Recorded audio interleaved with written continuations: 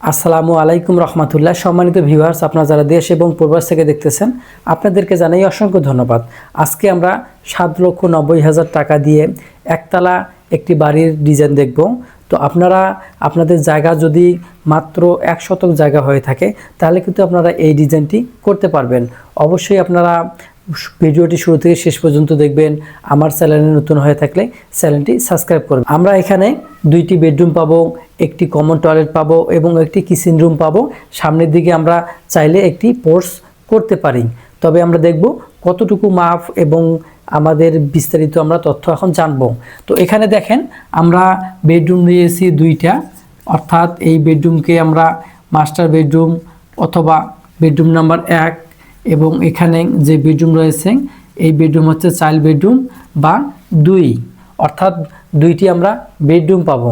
এই বেডরুমের মাপ হবে আমাদের, যেহেতু আগেই বলেছি, মাত্র 1 শতক জায়গা। 1 শতক জায়গার ভিতরে আমরা ডিজাইন দেখব। তো সেই ক্ষেত্রে এই রুমের সাইজটা হবে আমার 10 ফিট বাই হচ্ছে 11 ফিট এবং ডান পাশে যে বেডরুমটি রয়েছে 2 নম্বর বেডরুম, এই বেডরুমের সাইজ হবে 9 ফিট 10 ইঞ্চি বাই 11 ফিট। আমরা কিন্তু 2টা পেলাম। তাহলে আমাদের জায়গা কতটুকু হলো? তো আমাদের আউট টু আউট জায়গা হবে 21 ফিট 0 ইঞ্চি। তাহলে আমরা কিন্তু পেলাম 2টা রুমের মাপ এবং আমার আউট মাপটা পেলাম। এরপর আমরা দেখব আমাদের এখানে একটি কমন টয়লেট রয়েছে। যেহেতু 2 রুমের জন্য 1 টয়লেট আমরা কমন হিসেবে রাখব। এই কমন টয়লেটের সাইজ হবে আমাদের এখানে 6 ফিট 2 ইঞ্চি বাই 4 ফিট আমরা পেলাম। এরপরে এই অংশতে আমাদের একটা ছোট কিচেন হবে। অবশ্যই যেহেতু জায়গা ছোট আমাদেরকে সব কিছু ছোটো করে নিতে হবে। তো আমাদের এখানে যে কিচেন রুমটা রয়েছে এই কিচেন রুমের সাইজ হচ্ছে 6 ফিট 2 ইঞ্চি বাই 4 ফিট 1 ইঞ্চি। তাহলে আমরা মাপগুলো পেলাম। এরপরে এখানে একটি বড় অংশ আছে বা বড় জায়গা আছে, এটা আমরা ড্রয়িং রুম এবং সেই সাথে ডাইনিং স্পেস হিসাবে আমরা ব্যবহার করব। আমরা 2 কাজের জন্য এটা ব্যবহার করব, ডাইনিং স্পেস এবং ড্রয়িং স্পেস হিসাবে। তো আমাদের এই বিশাল বড় জায়গাটার মাপ কত? জায়গাটার মাপ হচ্ছে আমাদের 13 ফিট 7 ইঞ্চি বাই এই দিক দিয়ে এই অংশটা আমাদের 8 ফিট 6 ইঞ্চি আমরা কিন্তু পেলাম। সেই ক্ষেত্রে আমরা যদি দেখি যে আউট টু আউট কতটুকু জায়গা আছে, তাহলে আমরা এখানে পাবো 20 ফিট 9 ইঞ্চি। তাহলে আমরা যদি এখানে এরিয়াটা বের করি তাহলে আমরা এরিয়াটা পাবো এখানে 435 পয়েন্ট সামথিং। তাহলে আমরা 435 স্কোয়ার ফিট ধরবো, 435 স্কোয়ার ফিট জায়গা। তার মানে আমাদের মাত্র 1 শতক জায়গার ভিতরে কিন্তু এই বাড়িটি হবে। এখন আমরা দেখব এই বাড়িটির সামনে রয়েছে একটি পোর্চ।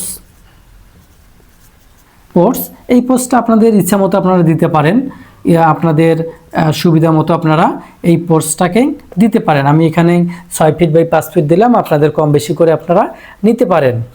এখন আমরা দেখব এই রুমের আমরা কোথায় কি ব্যবহার করব। এই রুমের পোর্চ থেকে আমরা মেন গেট পাবো। তো আমরা এখানে একটি মেন গেট দেব, এটাকে ডি দিলাম। তো মেন গেটটা আপনারা দিতে পারেন। আমরা একটা মেন গেট দিয়ে দিলাম। এরপর এখানে আমরা একটা রুমের দরজা দেব এবং এখানে একটি দরজা দেব। তো আমরা এই দরজাগুলো আমি এখানে দিয়ে দিলাম। তাহলে আমাদের এখানে পাশাপাশি 2 রুমের 2টি দরজা হয়ে গেল। এরপর আমরা দেখব আমাদের এখানে যে কমন টয়লেট রয়েছে এই টয়লেটের দরজা আমরা এখানে দেব এবং কিচেন রুমের দরজা আমরা এই দিকেও দিতে পারি অথবা এই দিকেও দিতে পারি। যদি আপনারা এই অংশটা বা এই জায়গা ব্যবহার করেন, অনেক সময় সামনের দিকে আপনারা বেসিন রাখতে পারেন, সেই ক্ষেত্রে 2 দরজা 2 দিকে দিতে হবে।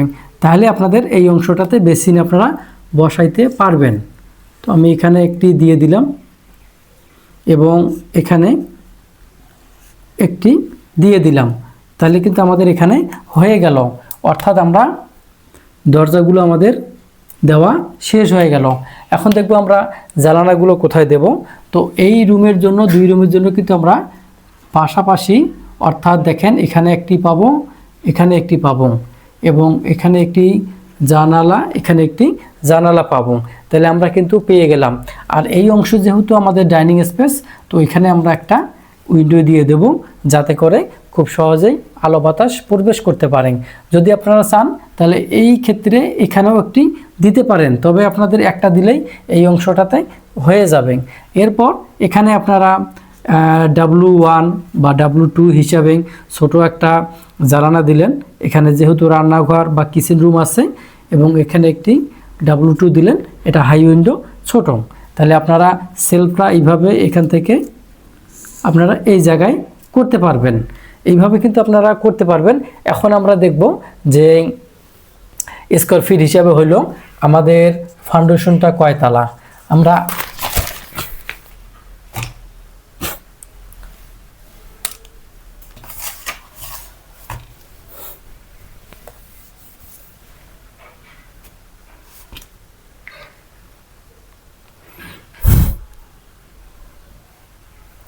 এখন আমরা দেখব আমাদের ফাউন্ডেশন, অর্থাৎ এই ফাউন্ডেশন আমাদের একতলা হবে।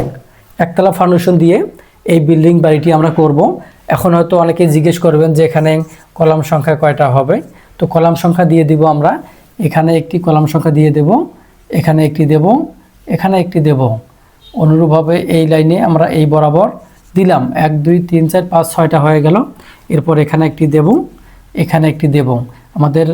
এরপরে আমরা যেহেতু এখানে দরজা করব, সেই কারণে মধ্যখানে দেব না।